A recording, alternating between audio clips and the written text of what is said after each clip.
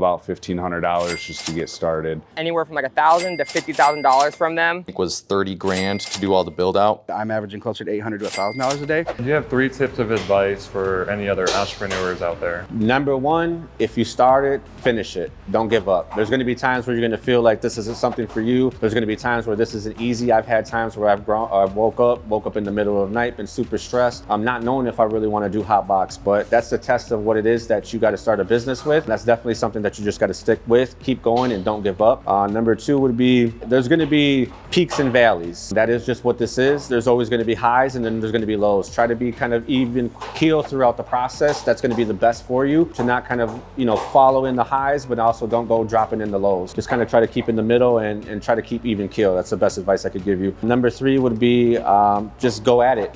Grind, hustle, put yourself out there, show yourself in front of the cameras, get yourself out there in social media, whatever way you can plug yourself in your product and what you believe in yourself and put that out there and let people know how much you believe not only in yourself, but your product, and it will sell, it will go, I can promise you that. One for sure, I would say surround yourself with good people as best you can. Of course, everybody I think tries to do that, but if you find good people or a good person, do what you have to hold on to that person.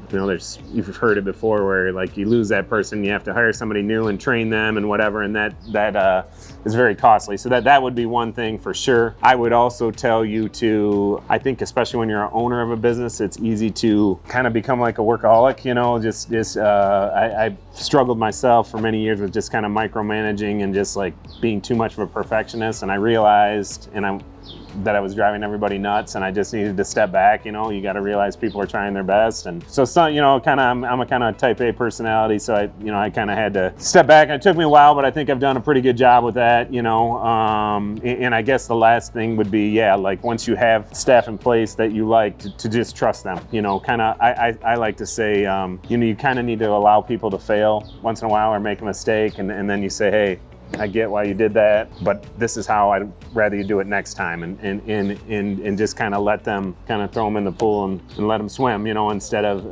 helicoptering over the whole time, if you know what I mean. Leverage your network, absolutely. Try to get to know people that you would want to work with one day. I think that's been one of the biggest helps for us, is definitely like who we know, which is a very common answer. It's not what you know, it's who you know, but it really does help. And people that you may not expect to help do end up being super helpful, I would say.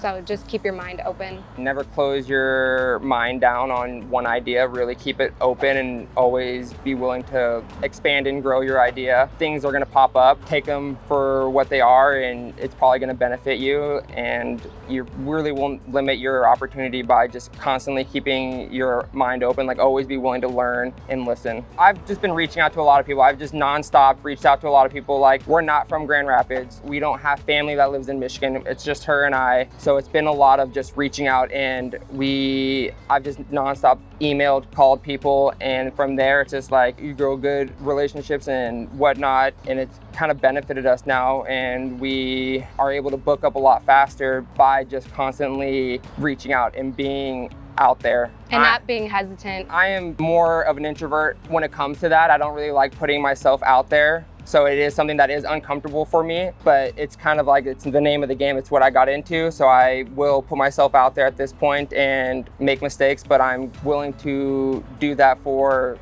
the business. I would say really sit down. Number one, do your homework. Do your homework on the people that are already doing what you're doing.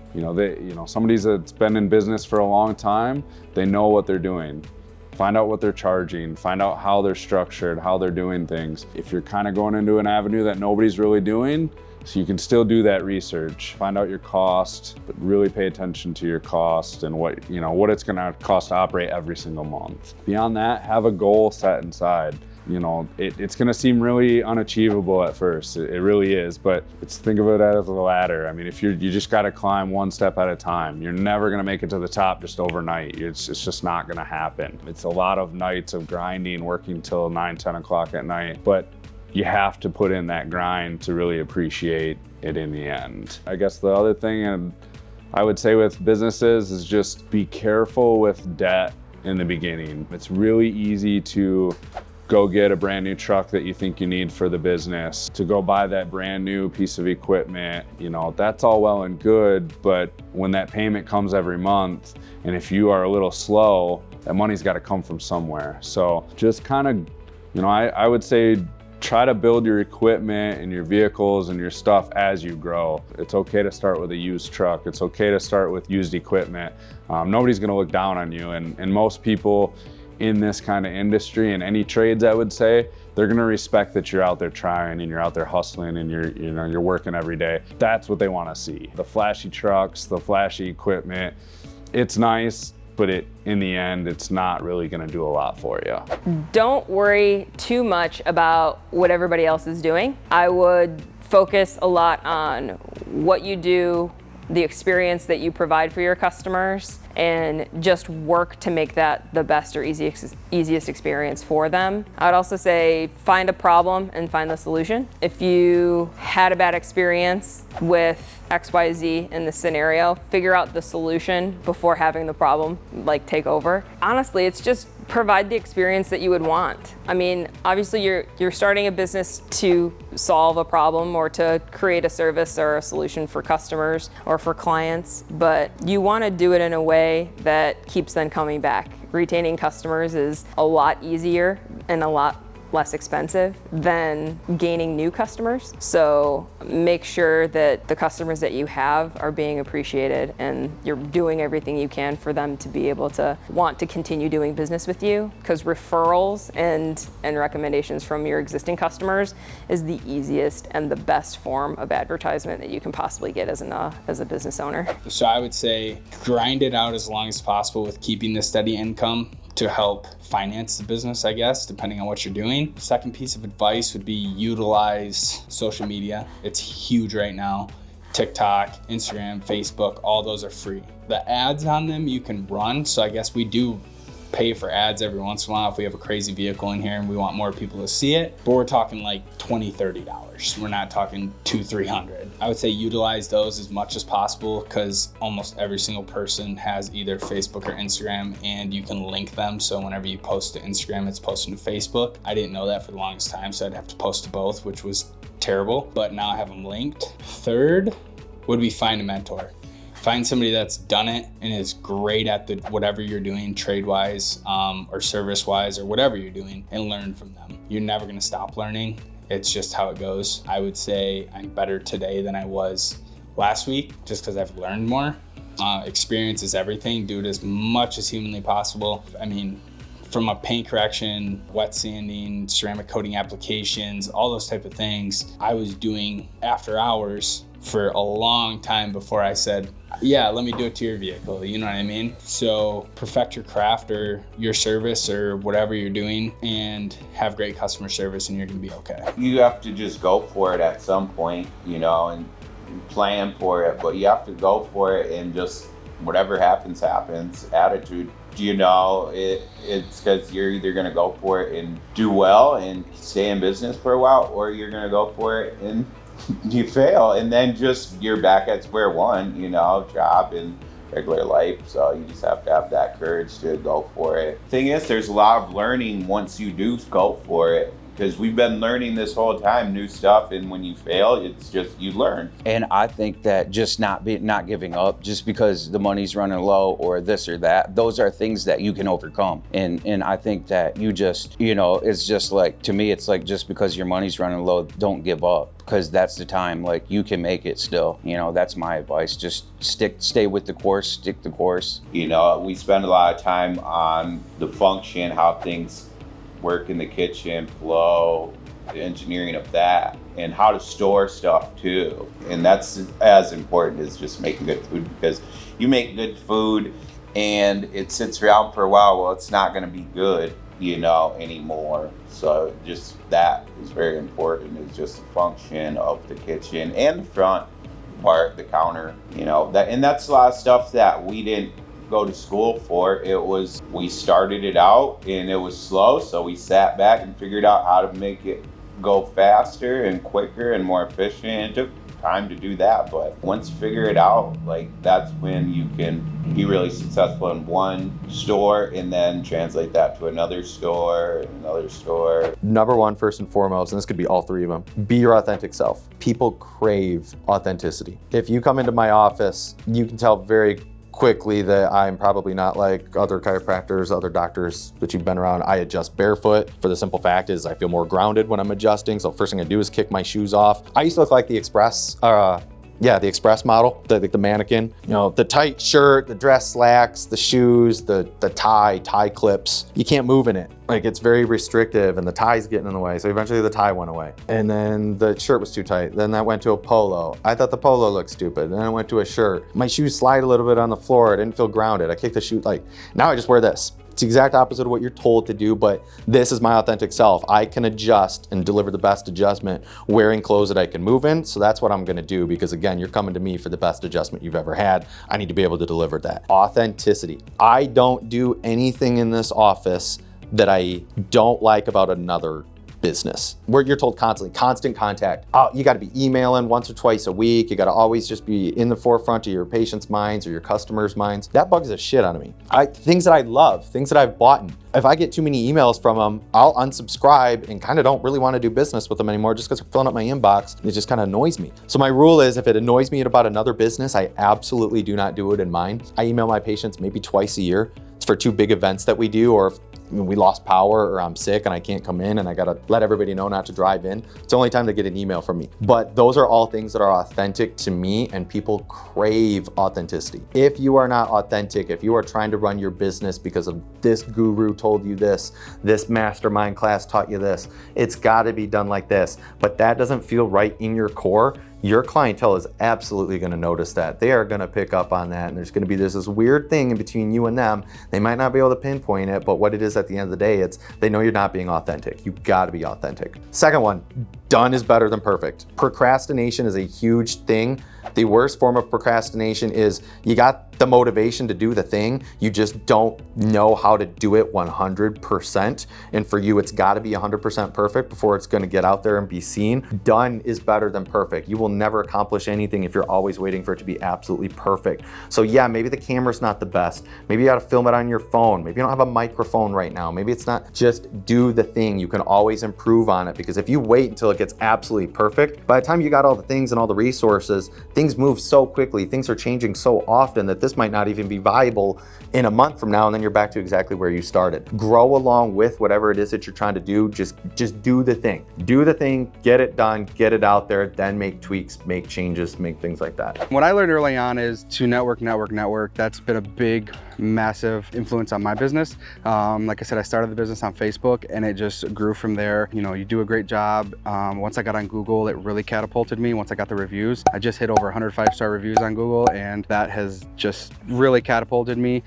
Get in your network groups on Facebook, learn other businesses, go to their networking group functions, and really just go after that. And I mean, you want your name to be the first one to come up whenever people ask for your specific type of business that you offer. And then the last one is probably just don't be afraid to invest. I mean, I was very scared early on to, put in that $2,500 for that machine, but that machine literally made my business catapult 10 times. It got me to where I want to be per hour. It keeps me safe on the ground, and it pays for itself very quickly. So whatever you're in, just don't be afraid to invest and look the part. Stick with it. Even when you think it's not going to work and you're almost broke. I guess that's the biggest one for me is there's many times of starting a business, especially farming, of doubt. Was this the right move?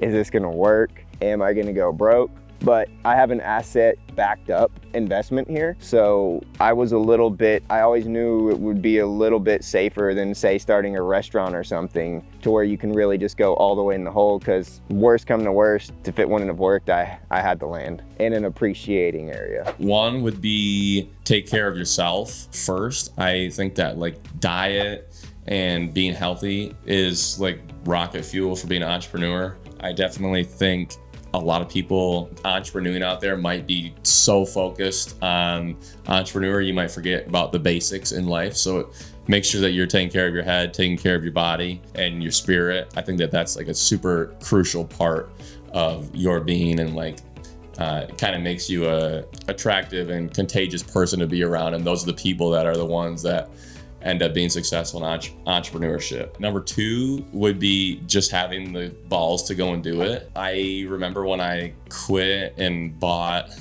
my old boss was super cool and still one of my best friends. When I quit working with him, it was, I was hard to leave with him, but I knew, oh my gosh, like now I don't, making money is on me. So if my phone doesn't ring, I'm not gonna be making any money tomorrow, or yada yada. So it is stressful. Also, like dealing with showers and stuff, you have possible like leaks and flooding of people's homes. So there is stress, but just learning how to manage that is key. And obviously if you're doing good work, you shouldn't have much stress at all. So lastly, I would say communication is everything. Being punctual is everything. Showing up on time is I swear like 40% of it. If you can just stick to a schedule and show up on time. Text them the night before, say, hey, I'm gonna be there at 9:30. I'm probably gonna work till 4:30. This is what I'm gonna do. They just freaking love that. And it's just a text message at night before 6 p.m. or whatever. So that's what I get my biggest compliments on, is I get back to people right away. And obviously just doing good work is by far the biggest thing. Be passionate. If you have something that you can get behind and feel strongly about, be passionate about it. People recognize and get into that with you when they see that you're passionate about something. That's one thing that I would say. Work hard. I mean, just put your all in it, so that if you're doing something, just do it as best of your ability, and you're better off. It'll pay off. And always be kind. Sometimes people come in and they're not really happy. They can be grumpy. You have to choose to treat them well and be kind no matter what. I don't think that has to do with not just business, but in general in life. If you show that you are kind and caring about people, that goes a long way. Number 1 is to quit your job. Yeah, I would have never expected it. I'm guilty, I got fired, or else I would have never started this full time, but I was doing it part-time for 5 years after work. And then so I just decided to go with it. And so that'd be, the other part of that, just do it. Just do it. Don't be afraid to fail. The more times you fail, the better you're going to become. If it's something that's in your head, it's always going to be there. Just put it on paper for one, and then make it a reality. And then that just go right into the next tip, is goal setting. My goals, funny enough, I put them on my resume for job applications. I thought that was something that was big, that would stand out. There also was something I never thought I would achieve, but it's because they were on paper and they were in reality, and it was something I was striving for. I accomplished every single one of my goals, which was to become a master mechanic, to buy a house, and to own my own business. And lo and behold, I guess a third good little tip is just to, the one nobody wants to hear, is to be patient. You can't do everything overnight. As much as I try, you can't. Definitely be more organized than I am. I don't feel like I really knew what I was doing going into it, and my husband's more organized than me, but I'm the one who runs the whole thing. So I would say keep track of your costs, because to be honest with you, I'm not 100% sure what we are actually profiting. Definitely get a calendar with your events. That's been my hardest thing. Like this year has been the easiest because I've actually kept track of everything. I would say things like this. We do, for our big events, we do a thing on Square called KDS. And so it's like one iPad, and then behind the grill is another iPad where you know exactly the orders that's coming in. And if it's like a food vendor, definitely join Vendors United. That's been our saving grace. One is like strive to actually create value.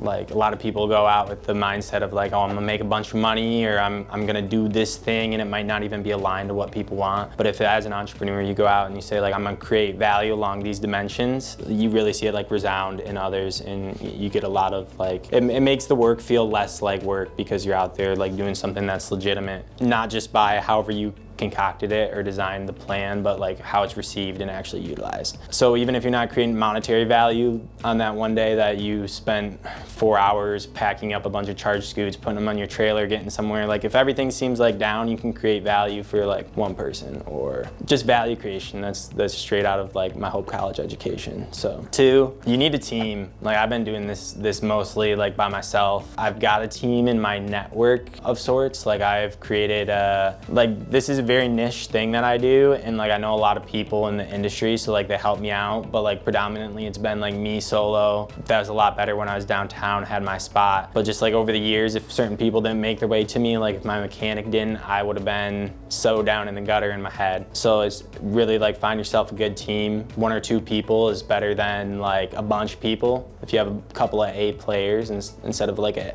and a C, because that C is gonna bring everyone else down. So 2, yeah, probably like a good team. And 3, I mean, you decide when you're done. I haven't given up this far. I've been saying like, oh, like the 5-year metric, like most businesses take 5 years to become profitable. But like, there's a lot of things I can do in this world, and I don't know if I want like it to be scooters anymore. So I'm in like this process right now of deciding if I'm sick of dealing with municipal crap, with insurance stuff, with all like, I've learned so much. Decide at a certain point like what you want to be doing. It's always good to get out there and like try new things, but like right now I'm kind of burnt out. Like it's been a long summer, and this is like the several consecutive summer where it's kind of felt like what's going on. I'm 23. There's a lot of stuff to do in the world. I've been a scooter guy for a long time, so I'm kind of sick of all the motions. But like ultimately, I decide that. I guess you gotta know like how long to stick in it and how long to like let something go.